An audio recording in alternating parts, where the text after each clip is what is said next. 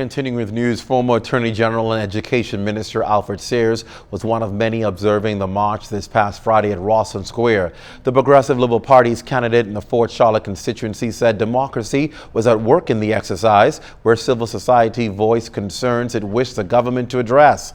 Many ahead of the march and during insisted that it was a political one, but for Sears, he said this is not the time to be thin-skinned. All protests is political because it's a political act, but what's wrong with that? We all have a right as citizens of the society to make political statements, elect us to govern. It's not for a particular political party. Even though we all belong to different political parties, we are asking that we govern for the common good. And therefore, we cannot be thin-skinned, because at one time we would have been leading the protests against another group. So it's a sign of a healthy, democratic process.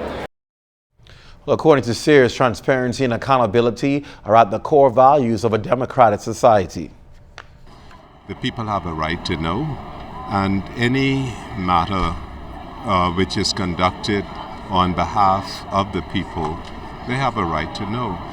We are also a young democracy, and it's a healthy sign when we are challenged to continue to build the democratic institutions to ensure honesty, to ensure transparency, to ensure accountability.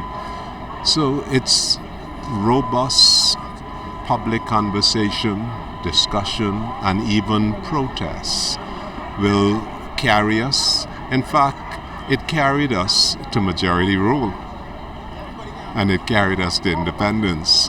And this is the continuing process of building a more perfect democratic society.